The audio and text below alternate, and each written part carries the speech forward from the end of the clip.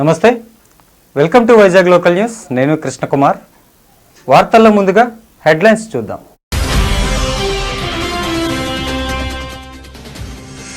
Corona సమయంలో Deepavali సంబరాలపై AP ప్రభుత్వం కీలక నిర్ణయం తీసుకుంది. జాతీయ హరిత ట్రిబ్యునల్ ఆదేశాల ప్రకారం ఏపీ ప్రభుత్వ చర్యలు చేపట్టింది.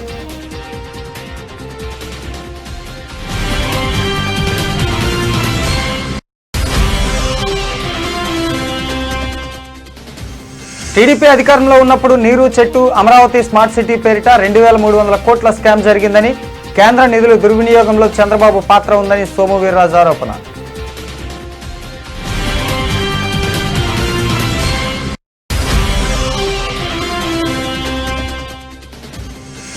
ఆక్రమణల విషయంలో కఠినంగా వ్యవహరించాలని జిల్లా అధికారులకు ప్రజాప్రతినిధులు సూచన. బీచ్ రోడ్లోని ఏయూ కన్వెన్షన్ సెంటర్లో జిల్లా ఇన్ఛార్జ్ రాష్ట్ర వ్యవసాయ శాఖ మంత్రి కన్నబాబు.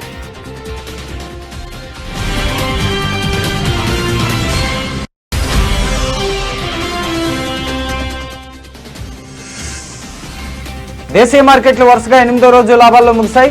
అంతర్జాతీయ మార్కెట్ల ప్రభావం వ్యాక్సిన్ త్వరలో వస్తుందన్న అంచనాలతో మన మార్కెట్లు రాణించాయి.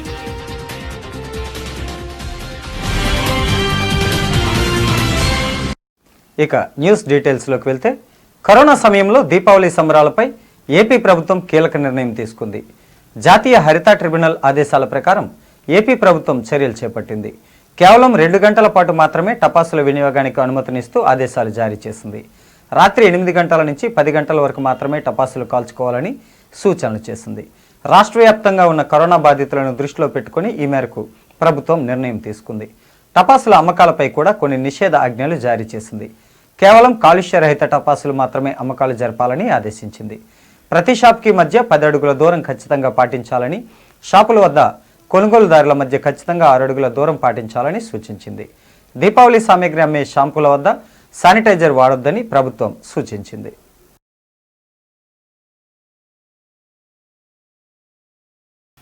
టీడీపీ అధికారంలో ఉన్నప్పుడు నీరు చెట్టు అమరావతి స్మార్ట్ సిటీ పేరిట 2300 కోట్ల స్కామ్ జరిగిందని, కేంద్ర నిధుల దుర్వినియోగంలో చంద్రబాబు పాత్ర ఉందని సోము వీర్రాజు ఆరోపించారు. శ్రీకాకుళంలో ఆయన మంగళవారం విలేకరులతో మాట్లాడుతూ, వివిధ రాష్ట్రాల ఎన్నికల్లో మతాలకు అతీతంగా విజయాలు సాధించామని విశాఖలో సోము వీర్రాజు పేర్కొన్నారు. దుబ్బాక ఉప ఎన్నికల్లో గెలిచిన రఘునందన్ రావుకు శుభాకాంక్షలు తెలియజేశారు.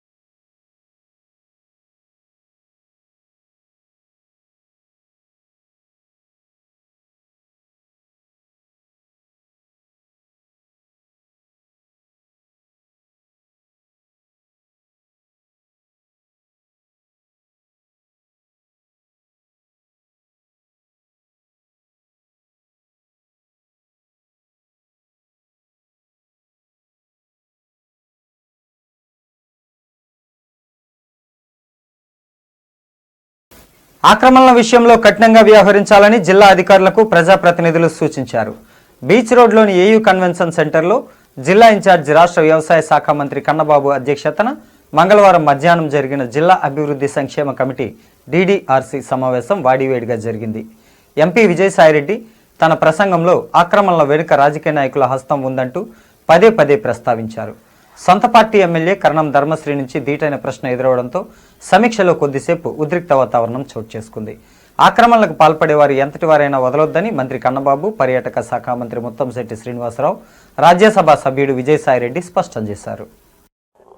2:30 నుంచి ఇప్పటి వరకు చాలా సుదీర్ఘంగా జిల్లా అభివృద్ధి సమీక్షా సమావేశాన్ని నిర్వహించాం.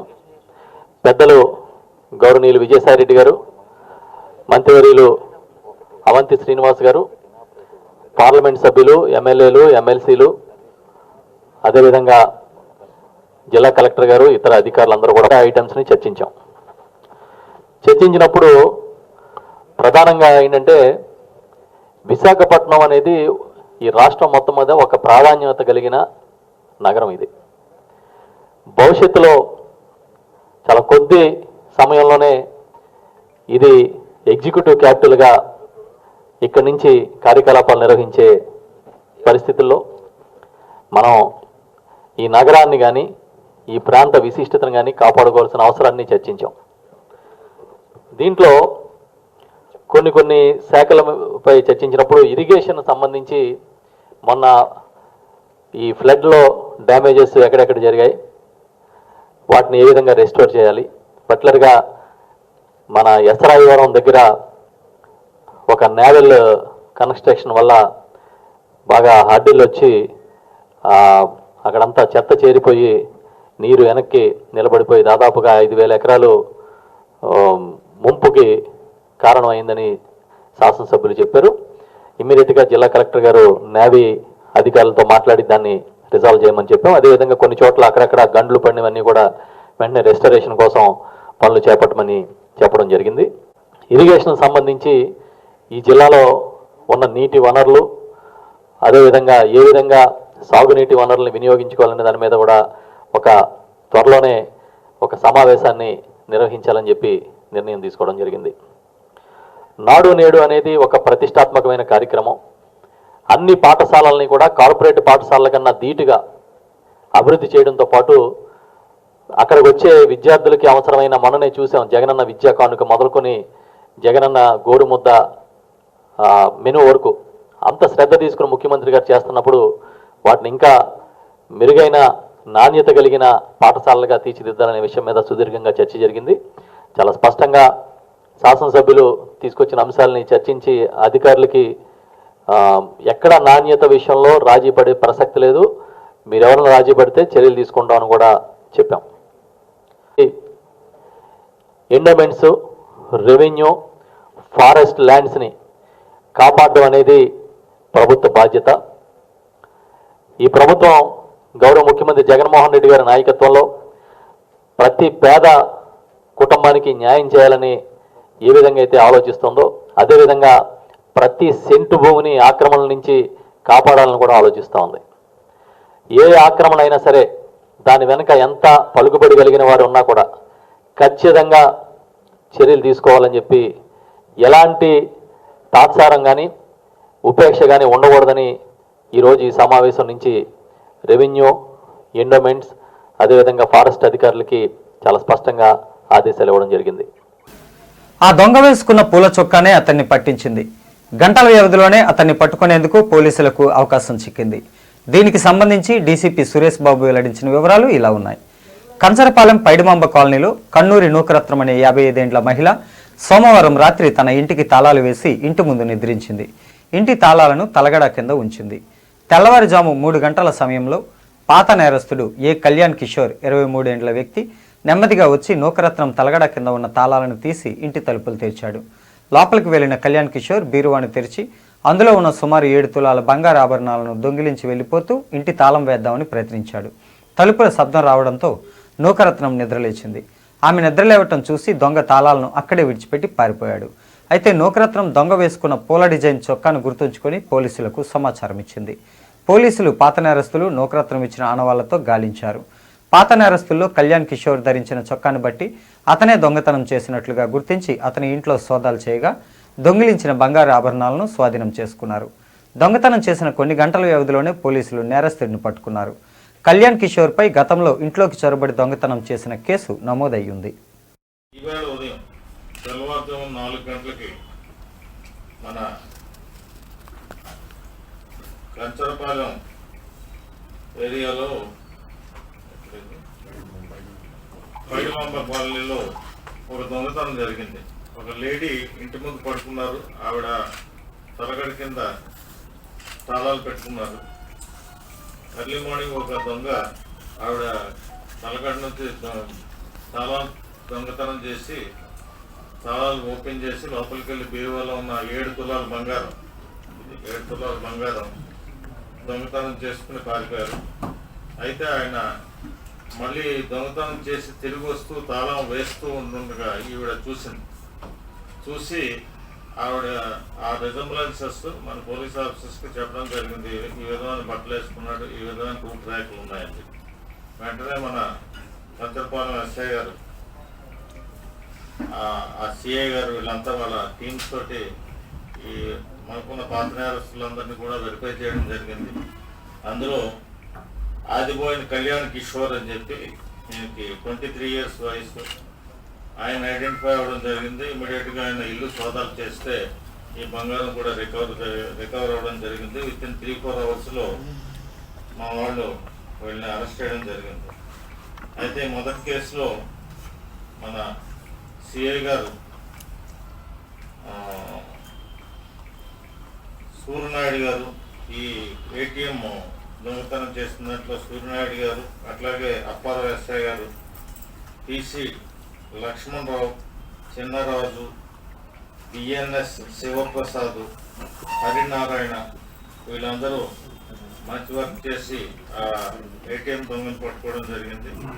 అట్లాగే రెండో కేసులో ఎస్ రామన్ ఇన్స్పెక్టర్ గారు వెస్ట్ క్రైమ్, అలాగే సుదర్శన్ కంచరపాలెం ఎస్ఐ గారు, వాళ్ళ పీసీస్ రాజేష్, శివ, సాయి, సిహెచ్ శ్రీను, అట్లాగే అప్పలరాజు, జగన్, హోంగార్డ్ వీళ్ళందరూ కూడా ఇమ్మీడియట్గా వితిన్ నో టైం వీళ్ళందరినీ అరెస్ట్ చేయడం జరిగింది. వీళ్ళందరినీ మా సిపి గారు ప్రత్యేకంగా బీజేపీ పార్టీ దేశంలో సాధించిన విజయాలను పురస్కరించుకొని పెందుర్తి నియోజకవర్గ పరిధిలోని ఉన్న బీజేపీ మరియు జనసేన ఉమ్మడి పార్టీ కార్పొరేటర్ అభ్యర్థి 96వ వార్డు బీజేపీ పార్టీ అధ్యక్షుడు గొర్రెల రామనాయుడు పెందుర్తి జంక్షన్ 4 రోడ్ కూడలి విజయ దుందుబి మోగించి తారాజువ్వలు వెలిగించి సంబరాలు జరుపుతూ ఆనందంగా నినాదాలు చేసుకున్నారు. కార్యకర్తలు, నాయకులు అనంతరం స్వీట్స్ పంచుకున్నారు. పెద్ద ఎత్తున ర్యాలీగా బయలుదేరారు. రామనాయుడు మాట్లాడుతూ తెలంగాణ దుబ్బాకలో బీజేపీ పార్టీ ఎమ్మెల్యే అభ్యర్థిగా రఘునందన్ రావు గెలుపొందిని మరియు బీహార్లో అఖండ విజయంతో గెలుపొందిన మన బీజేపీ పార్టీ అభ్యర్థులకు అభినందనలని అన్నారు. మరియు గుజరాత్లో 8/8, మణిపూర్లో 4/5, ఉత్తరప్రదేశ్లో 6/7, మధ్యప్రదేశ్లో 19/28 గెలుపొందిన వారికి శుభాకాంక్షలు తెలియజేశారు. ఈ కార్యక్రమంలో అభిమానులు, కార్యకర్తలు అధిక సంఖ్యలో పాల్గొన్నారు. నమస్తే. ఈరోజు పెందుర్తి నియోజకవర్గ హెడ్ క్వార్టర్లో ఉన్నటువంటి 4 రోడ్ల కూడల్లో ఈరోజు బీజేపీ నాయకులు, కార్యకర్తలు అందరూ కలిపి ఈరోజు ర్యాలీగా నిర్వహించి ఈరోజు తెలంగాణలో దుబ్బాకలో అయినటువంటి బై ఎలక్షన్స్ లో బీజేపీ అత్యధికమైన మెజారిటీతో గెలిచింది. అలాగే గుజరాత్ లో ఉన్నటువంటి 8 సీట్లు కూడా గెలవడం జరిగింది. అలానే మధ్యప్రదేశ్ లో ఉన్నటువంటి 28 సీట్లకి 20 సీట్లకి వెళ్ళడం జరిగింది. అలానే బీహార్ రాష్ట్రం మొత్తం కైవసం చేసుకోవడం జరిగింది. బీజేపీకి తిరిగిలేని నాయకత్వం అనేది ప్రజలందరూ కూడా పట్టం కట్టినందుకు ప్రతి ఒక్కరికి కూడా, ప్రజానికానికి అందరికీ కూడా నేను ధన్యవాదాలు తెలియజేసుకుంటా ఉన్నాను. జై బీజేపీ. అదేవిధంగా రానున్న రోజుల్లో కూడా భారతదేశం మొత్తం 1 నేషన్ 1 ఇండియా 1 బీజేపీ అని చెప్పేసి భారతదేశం మొత్తం బీజేపీ అన్ని సీట్లు కైవసం చేసుకుంటారని రానున్న రోజుల్లో ప్రాంతీయ పార్టీలన్నీ కూడా తుడిచిపెట్టిపోతాయని రాబోయే స్థానిక ఎన్నికల్లో కూడా భారతీయ జనతా పార్టీ విజయ పథకం ఎగరేస్తుందని చెప్పేసి ఈ సందర్భంగా అందరికీ కూడా తెలియజేసుకుంటా ఉన్నాను. థ్యాంక్ యూ అండి, థ్యాంక్ యూ వెరీ మచ్. వార్తల్లో చిన్న విరామం తీసుకుందాం. Stay tune.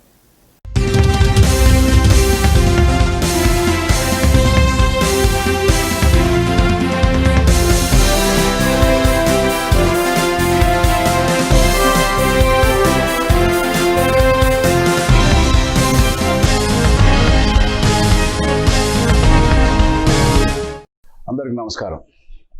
WHO సూచించిన ఈ 6 సూత్రాలు పాటిస్తే COVID-19 నుంచి మనం చాలా సులువుగా బయటపడగలం. చేతులు సబ్బుతో మోచేతి వరకు శుభ్రంగా కడుక్కోండి. గోళ్ల సందుల్లోనూ కూడా. బయటకు వెళ్ళొచ్చినప్పుడు లేదా భోజనానికి ముందు ఇలా కనీసం రోజుకి 7-8 సార్లు. కరోనా వైరస్ తగ్గే వరకు తెలిసిన వాళ్ళు ఎదురుపడితే కౌగిలించుకోవడం, షేక్ హ్యాండ్స్ ఇవ్వడం మానేయాలి. అనవసరంగా కళ్ళు రుద్దుకోవడం, ముక్కు తుడుచుకోవడం, నోట్లో వేలు పెట్టుకోవడం కూడా మానేయాలి. మీకు పొడి దగ్గు, జ్వరం, జలుబు ఉందనిపిస్తేనే మాస్కులు వేసుకోవాలి. ఏమీ లేకుండా వేసుకుంటే అనవసరంగా COVID-19 మీకు అంటుకునే ప్రమాదం ఉంది. ఇంకొక ముఖ్యమైన విషయం, తుమ్మినప్పుడు దగ్గినప్పుడు ఇలా అరచేతిలో కాకుండా ఈ మోచేతిని అడ్డం పెట్టుకోండి. గుర్తుపెట్టుకోండి, ఇలా. జనం ఎక్కువగా ఉండే చోటికి వెళ్ళకండి. మంచినీళ్ళు ఎక్కువ తాగండి. గడగడాన్ని తొందరగా తాగే కన్నా ఎక్కువ సార్లు కొంచెం కొంచెం సిప్ చేయండి. వేడి నీళ్ళు అయితే ఇంకా మంచిది. వాట్సాప్లో వచ్చే ప్రతి వార్తని దయచేసి నమ్మేయకండి. వాటిలో నిజమేంతో తెలియకుండా ఫార్వర్డ్ చేయకండి. అనవసరంగా ప్యానిక్ సిచ్యువేషన్ క్రియేట్ అవుతుంది. ఇది వైరస్ కన్నా ప్రమాదకరం. ఈ కింద WHO వెబ్సైట్లో సూచనలు ఇస్తూ ఉంటారు, వాటిని ఫాలో అవుదాం. COVID-19 మీద గవర్నమెంట్ ఇచ్చే సలహాలు, అప్డేట్స్ తప్పకుండా పాటిద్దాం. మనల్ని మనమే ప్రొటెక్ట్ చేసుకుందాం. Stay hygienic, stay safe. ప్రకటనల అనంతరం తిరిగి వార్తలకు స్వాగతం.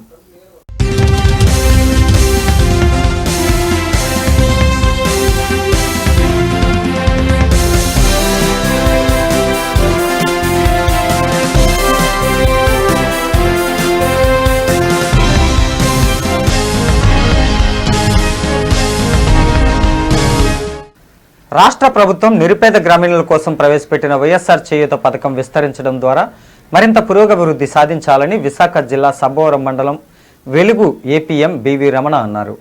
సబ్బవరం వెలుగు కార్యాలయంలో బుధవారం ఏర్పాటు చేసిన వైఎస్ఆర్ చేయూత పథకం లబ్ధిదారుల అవగాహన కార్యక్రమంలో ఆయన మాట్లాడుతూ, రాష్ట్ర ముఖ్యమంత్రి వైఎస్ జగన్మోహన్ రెడ్డి వైఎస్ఆర్ చేయూత పథకం లబ్ధిదారులు ఒక్కొక్కరికి తమ వాటా కింద 18,750 రూపాయలను వారి ఖాతాల్లో జమ చేయడం జరిగిందన్నారు. ఆ సొమ్ముకు లబ్ధిదారులు చేసుకునే రిటైల్ వ్యాపారాలకు బ్యాంకుల ద్వారా ఒక్కో లబ్ధిదారుకు 75,000 రూపాయల మొత్తాన్ని పొందే అవకాశం ఉంటుందన్నారు.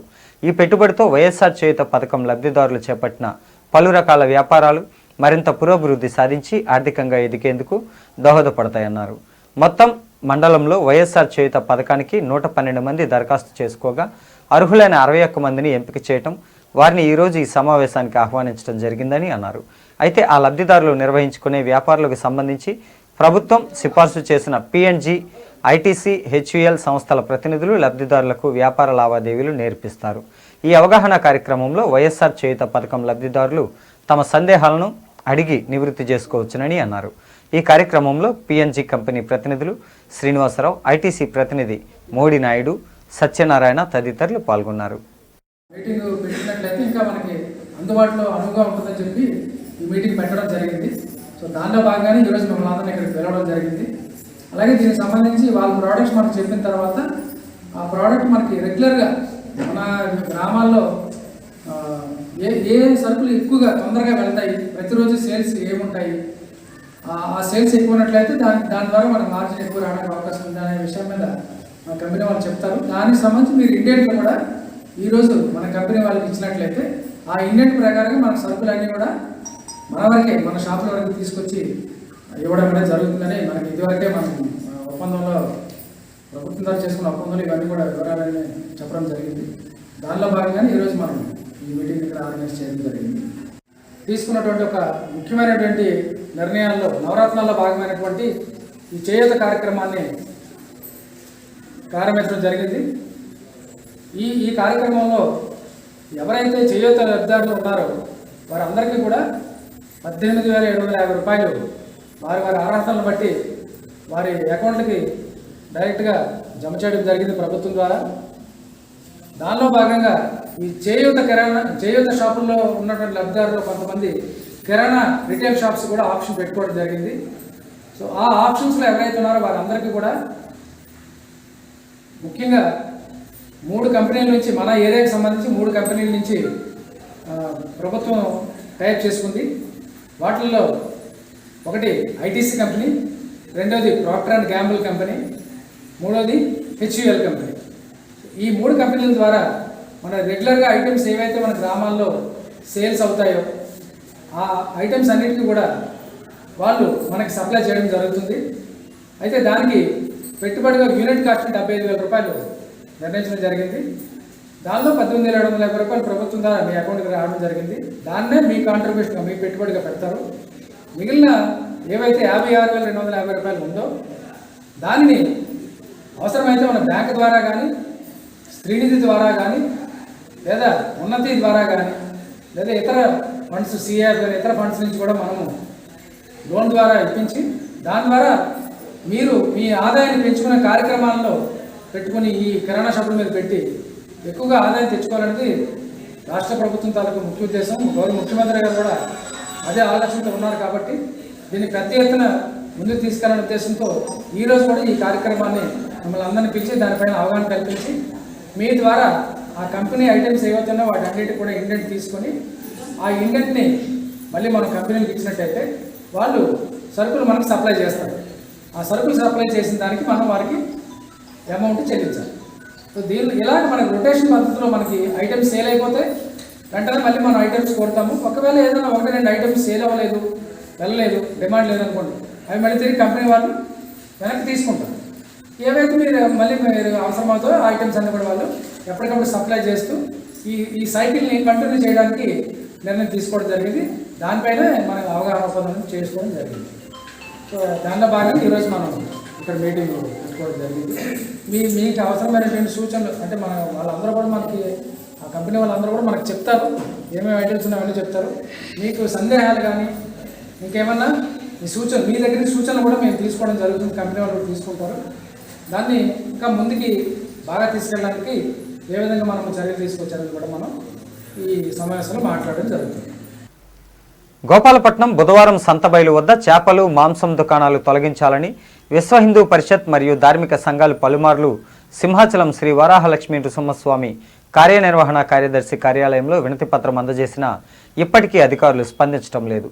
సంతావరణలో చేపలు మరియు కోళ్ల వ్యర్థాలను వదిలివేయడంతో తీవ్ర దుర్వాసన రావడంతో స్థానికంగా నివసిస్తున్న ప్రజలకు తీవ్ర ఇబ్బందులు, ఆరోగ్య సమస్యలకు గురవుతున్నారు.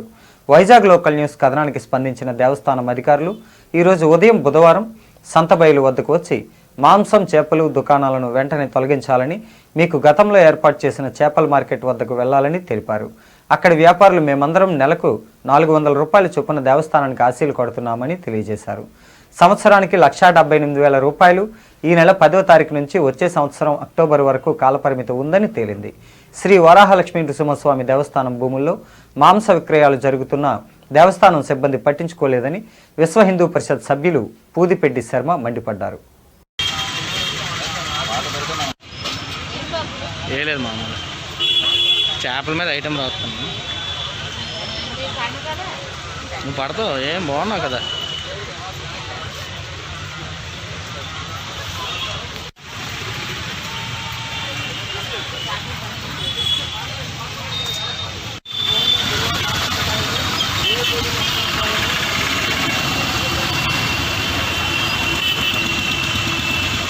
గత నెల 2వ తారీఖు నుంచి దేవస్థానం ఈఓ గారికి అలాగనే చెప్తూ ఇలాగా మన బుధవారం సంతలో మటన్ షాపులు, నూడిల్స్ షాపులు, అలానే అందులోని అన్యమతస్థులకి అసలు దేవస్థానం పరిధిలో షాపులు ఇవ్వకూడదు అనేటువంటి ఒక నిబంధన ఉన్నప్పటికీ ఈరోజు వరకు ఎటువంటి చర్యలు చేపట్టలేదు. దాన్ని విశ్వ హిందూ పరిషత్ తీవ్రంగా వ్యతిరేకిస్తూ అనేక పర్యాలు ఈరోజు వరకు ఈఓ గారికి, ఏఈఓ గారికి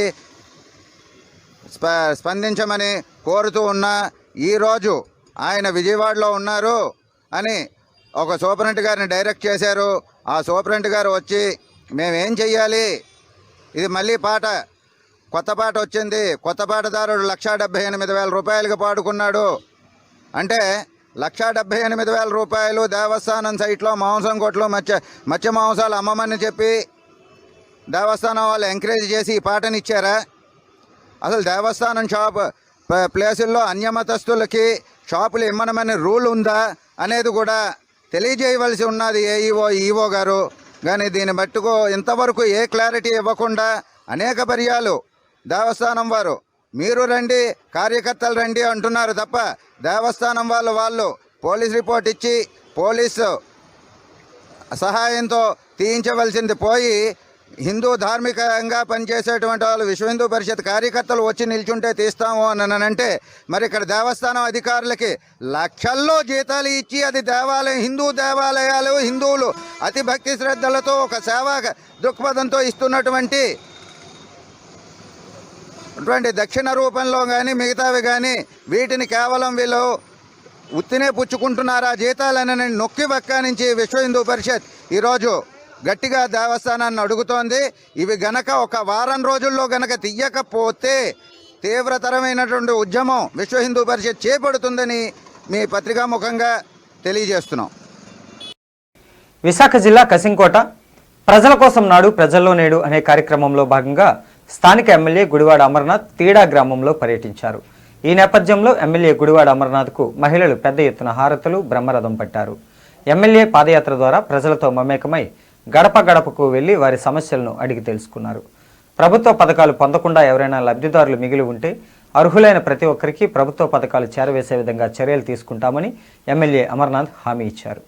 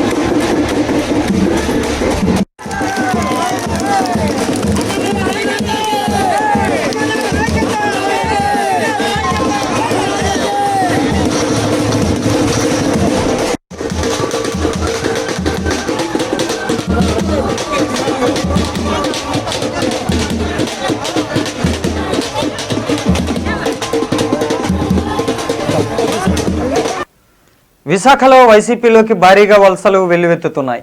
వారిని స్వాగతించిన రాష్ట్ర పర్యాటక శాఖ మంత్రి ముత్తంశెట్టి శ్రీనివాసరావు, టీడీపీ నాయకులు కార్యకర్తలు భారీ సంఖ్యలో వైఎస్ఆర్సీపీ తీర్థం పుచ్చుకున్నారు. విశాఖ జిల్లా సీతందార్లోని మంత్రివర్యుల క్యాంప్ కార్యాలయంలో సింహాచలం అడివరం గ్రామానికి చెందిన 200 కుటుంబాలు రాష్ట్ర పర్యాటక శాఖ మంత్రి ముత్తంశెట్టి శ్రీనివాసరావు సమక్షంలో వైసీపీలో చేరారు. వారికి మంత్రివర్యులు పార్టీ కండువా కప్పి స్వాగతం పలికారు. ప్రియా గార్డెన్ అధ్యక్షుడు తోమరోతు రాము, జన్మభూమి కమిటీ సభ్యులు శెట్టి బలిజ సంఘం అధ్యక్షుడు రీసురాము, సింహాచలం టీడీపీ మార్కెట్ యూత్ అధ్యక్షుడు పెద్దిరెడ్డి అశోక్, సీనియర్ నాయకుడు ఎన్నప్పారావు, నక్కాన సత్యారావు, గాజుల సత్యబాబు, బంటుబిల్లి నారాయణ, రాంబాబు, వీరితో పాటు పెద్ద సంఖ్యలో నాయకులు కార్యకర్తలు పలువురు వైసీపీలోకి చేరారు. ఈ సందర్భంగా రాష్ట్ర పర్యాటక శాఖ మంత్రి ముత్తంశెట్టి శ్రీనివాసరావు మాట్లాడుతూ రాష్ట్ర వ్యాప్తంగా వైసీపీలోకి చేరేందుకు ఆసక్తి చూపుతున్నారని, దేశంలో ఎవరూ చేయని విధంగా సీఎం జగన్మోహన్ రెడ్డి అభివృద్ధి సంక్షేమ కార్యక్రమాలు నిర్వహిస్తున్నారని, పార్టీ కులం మతం చూడకుండా అన్ని పథకాలను అందిస్తున్నామని, మేనిఫెస్టోలో ఇచ్చిన ప్రతి హామీని నెరవేర్చడంతో పాటు ఇవ్వని హామీలను సైతం సీఎం జగన్మోహన్ రెడ్డి నెరవేరుస్తున్నారని తెలియజేశారు. మన రాష్ట్ర ముఖ్యమంత్రి వైఎస్ జగన్మోహన్ రెడ్డి గారు పాదయాత్రకు 3 సంవత్సరాలు పూర్తయిన సందర్భంగా 6వ తారీఖు నుంచి 11వ తారీఖు వరకు వార్డులో స్థానిక నాయకులైన మేము పాదయాత్రలో భాగంగా ఈరోజు రాష్ట్ర మంత్రివర్యులు ముత్తంశెట్టి శ్రీనివాస్ గారి దగ్గరికి వెళ్ళి మా వార్డులో గల రీహాబిటేషన్ కాలనీ, సింహాచలం మార్కెట్, కొండపైన మార్కెట్, ప్రియా గార్డెన్స్ ప్రెసిడెంట్, శెట్టిబల్జీ సంఘం ప్రెసిడెంట్, ఇలా సుమారు 500 మంది స్థానిక ప్రజలు మరియు నాయకులు అందరూ కలిసి రాష్ట్ర మంత్రివర్యులు ముత్తంశెట్టి శ్రీనివాస్ గారు హయాంలో పార్టీలో తెలుగుదేశం వాళ్ళందరూ వచ్చి జాయిన్ అవ్వడం జరిగింది. దానికి ప్రధాన కారణం మన రాష్ట్ర ముఖ్యమంత్రి వర్యులు సంక్షేమ పథకాల అమల్లోనైతేనేమి ప్రజా సంక్షేమం కోసం ఆయన గత 3 సంవత్సరాల్లో 2017లో పాదయాత్రలో భాగంగా అందరి కష్టాలు దగ్గరుండి చూసి దానికి అనుగుణంగా మేనిఫెస్టో డిజైన్ చేసి దానిలో 90% అమలు చేయడం చూసి ఆయన మీద నమ్మకంతో ఇక్కడ అలాగే మా నియోజకవర్గంలో ఒక ప్రత్యేకత ఉంది రాష్ట్రం మొత్తం మీద. ఎందుకంటే అవంతి శ్రీనివాస్ గారు ఎందుకంటే గతంలో కూడా 2009-14లో ఎమ్మెల్యేగా చేసి ఇక్కడ మా సింహాచలం గ్రామంలో అన్ని రకాల అభివృద్ధి కార్యక్రమాల్లో ప్రధాన భాగం అయి ఉన్నందున ఈరోజు ఆయన మీద నమ్మకంతో ప్రత్యేకంగా స్థానికంగా స్వచ్ఛందంగా కూడా ఇక్కడ ప్రజలందరూ సంఘాల ప్రెసిడెంట్లు అందరూ కూడా మార్కెట్ ప్రెసిడెంట్లు మహిళలు అందరూ కూడా స్వచ్ఛందంగా వచ్చి ఆయన సమక్షంలో వైఎస్ఆర్ పార్టీలో జాయిన్ అవ్వడం జరిగింది. ఆయన కూడా స్పందించి వీళ్ళందరినీ కూడా ఆహ్వానించి ఇంకా కూడా 16వ తారీఖు వరకు వరుస జాయినింగ్లు ఉంటాయని ఈ సందర్భంగా మీకు తెలియజేసుకుంటున్నాను. బాలికపై అత్యాచారం చేసి గర్భవతిని చేసిన ఓ వృద్ధుడు మరో యువకుడిని పెందుర్తి పోలీసులు మంగళవారం అరెస్టు చేశారు. పెందుర్తి ప్రాంతానికి చెందిన బాలిక 15 ఏండ్ల ఆమె కుటుంబంతో కలిసి ఎల్ఐసి కాలనీలో నివాసం ఉంటుంది. వారి ఇంటి పక్కనే నివాసం ఉంటున్న సూర్యనారాయణ అలియాస్ పంతులు 60 ఏండ్లు బాలికకు డబ్బు ఆశ చూపి లోబర్చుకున్నాడు. అతడి వేధింపులను భరించలేక బాలిక కుటుంబం ఇంటిని విక్రయించింది. పెందుర్తి బీసీ కాలనీకి వెళ్ళిపోయారు. అలాగే కార్తీక్ అనే 20 ఏండ్ల యువకుడు బాలికను లొంగబరుచుకున్నాడు. ఇటీవల ఆమె ఆరోగ్యం సరిగా లేకపోవడంతో తల్లి ఆసుపత్రికి తీసుకువెళ్లడంతో బాలికకు 4వ నెల గర్భవతిని వైద్యులు నిర్ధారించారు. పెందుర్తి పోలీసులు కేసు నమోదు చేసి దిశ పోలీసులకు అప్పగించారు. దీనిపై మరింత సమాచారం మా ప్రతినిధి వాల్మీకి నాగరాజు అందిస్తారు. విశాఖపట్నం పెందుర్తి మండలంలో మరో మైనర్ బాలికపై అత్యాచారం జరిగిన ఘటన వెలుగులోకి వచ్చింది. అయితే తల్లిదండ్రుల కథనం ప్రకారం బాలికకి అనారోగ్యంతో ఉండడంతో కింగ్ జార్జ్ ఆసుపత్రికి తరలించామని అక్కడ వైద్య పరీక్షల నిమిత్తం బాలిక గర్భవతిగా ఉండడంతో ఆందోళన చెందిన తల్లిదండ్రులు పెందుర్తి పోలీస్ స్టేషన్కి వచ్చి పెందుర్తి ఎల్ఐసి కాలనీలో నివాసం ఉంటున్న 62 సంవత్సరాల గల వృద్ధుడు సూర్యనారాయణ మరియు పులవాలపాలెంలో నివాసం ఉంటున్న 23 సంవత్సరాల యువకుడు కొండలరావు కలిసి పాపపై అత్యాచారం జరిగినట్టుగా ఫిర్యాదు నమోదు చేశారు. అయితే ఈ ఫిర్యాదు మేరకు Disha police station ACP Prem Kajol సంఘటన స్థలాలను పరిశీలించి నిందితులను అదుపులోకి తీసుకుని విచారణ జరుపుతున్నట్టు తెలిపారు. అయితే తల్లిదండ్రులు మాత్రం ఇలాంటి కామపిశాచుల్ని వదలకుండా తగిన చర్యలు తీసుకుని కఠినంగా శిక్షించాలని కోరారు. అలాగే స్థానికులు కూడా ఇలాంటి వారికి తగిన బుద్ధి చెప్పాలని కోరుకుంటున్నారు. కెమెరామ్యాన్ నేతాజీతో వాల్మీకి, వైజాగ్ లోకల్ న్యూస్, పెందుర్తి. ముందు రోజు బౌన్స్ బ్యాక్ అయిన బంగారం వెండి ధరలు ప్రస్తుతం మందగమన బాట పట్టాయి. అటు న్యూయార్క్ కామెక్స్లోనూ అక్కడికక్కడే అన్నట్టు కదులుతూ ఉంటే ఇటు దేశీయంగా ఎంసీఎక్స్లోనూ వెనకడుగుతో ట్రేడ్ అవుతున్నాయి. ప్రపంచ దేశాలను ఉనికిస్తున్న మహమ్మారి కోవిడ్-19 కట్టడికి రూపొందించిన వ్యాక్సిన్ 90% విజయవంతమైనట్టు అమెరికన్ ఫార్మా దిగ్గజం ఫైజర్ ప్రకటించడంతో సోమవారం విదేశీ మార్కెట్లో పసిడి ధరలు 5% పైగా కుప్పకూలిన విషయం విదితమే. కాగా ఎంసీఎక్స్లో మంగళవారం పసిడి 700 పుంజుకోగా వెండి సుమారు 2000 రూపాయలు జంప్ చేసింది. వివరాలు చూద్దాం. ఎంసీఎక్స్లో ప్రస్తుతం 10 గ్రాముల బంగారం 75 తక్కువగా 50,426 వద్ద ట్రేడ్ అవుతోంది. ఇది డిసెంబర్ ఫ్యూచర్స్ ధర కాగా ఇంట్రాడేలో 50,463 వద్ద గరిష్టాన్ని తాకింది. 50,350 వద్ద కనిష్టాన్ని చేరింది. ఇక వెండి కేజీ డిసెంబర్ ఫ్యూచర్స్ 244 తగ్గి 62,800 వద్ద కదులుతోంది. తొలుత 63,044 వరకు బలపడిన వెండి తదుపరి 62,998 వరకు నీరసించింది. దేశీయ మార్కెట్లు వరుసగా 8వ రోజు లాభాల్లో ముగిశాయి. అంతర్జాతీయ మార్కెట్ల ప్రభావం వ్యాక్సిన్ త్వరలో వస్తుందన్న అంచనాలతో మన మార్కెట్లు రాణించాయి. ఈ క్రమంలో ఉదయం మరోసారి కొత్త గరిష్టాలను నెలకొల్పిన సూచీలు మధ్యాహ్నం ఒడిదుడుకులను ఎదుర్కొన్నాయి. రిలయన్స్ ఇండస్ట్రీస్, ఇండస్ఇండ్ బ్యాంక్ షేర్లు అమ్మకాల ఒత్తిడితో ఇంట్రాడే గరిష్టాలను కోల్పోయాయి. ఐటీ, ఫార్మా, ఫైనాన్షియల్ షేర్ల అండతో చివర్లో తిరిగి పుంజుకున్నాయి. ఉదయం లాభాల్లో ప్రారంభమైన సెన్సెక్స్ ఉదయం 43,708 పాయింట్ల జీవనకాల గరిష్టాలను తాకింది. మధ్యాహ్నం అమ్మకాల ఒత్తిడితో 43,000 మార్కుకు చేరుకుంది. చివర్లో కొనుగోళ్ల మద్దతు లభించడంతో 316.02 పాయింట్ల లాభంతో 43,593.67 వద్ద ముగిసింది. నిఫ్టీ సైతం 118.10 పాయింట్లు లాభపడి 12,749.20 వద్ద స్థిరపడింది. డాలర్తో రూపాయి మార్కం విలువ ₹74.29గా ఉంది. నిఫ్టీలో Tata Steel, Hindalco Industries, Axis Bank, Eicher Motors, Doctor Reddy's Labs ప్రధానంగా లాభపడ్డాయి. IndusInd Bank, Reliance Industries, Titan Company, Asian Paints, Britannia Industries షేర్లు నష్టాలు చవిచూశాయి. ప్రభుత్వ రంగ బ్యాంకు షేర్లు మినహా మిగిలిన అన్ని రంగాల షేర్లు రాణించాయి. వార్తలు ముగించే ముందు హెడ్లైన్స్ మరోసారి.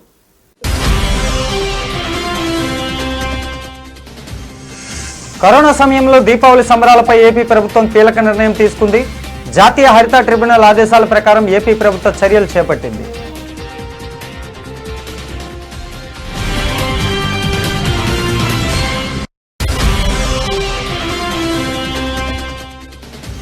టీడీపీ అధికారంలో ఉన్నప్పుడు నీరు చెట్టు అమరావతి స్మార్ట్ సిటీ పేరిట 2300 కోట్ల స్కామ్ జరిగిందని, కేంద్ర నిధుల దుర్వినియోగంలో చంద్రబాబు పాత్ర ఉందని సోము వీర్రాజు ఆరోపణ.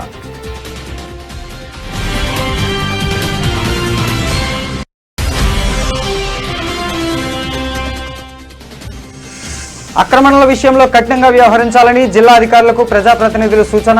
బీచ్ రోడ్లోని ఏయూ కన్వెన్షన్ సెంటర్లో జిల్లా ఇన్ఛార్జ్ రాష్ట్ర వ్యవసాయ శాఖ మంత్రి కన్నబాబు.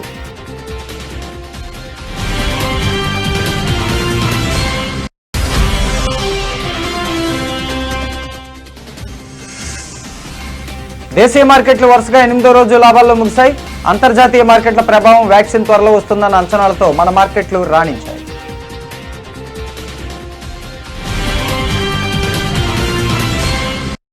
ఇంతటితో ఈ వార్తలు సమాప్తం. తిరిగి మరో బులెటిన్లో మళ్ళీ కలుసుకుందాం.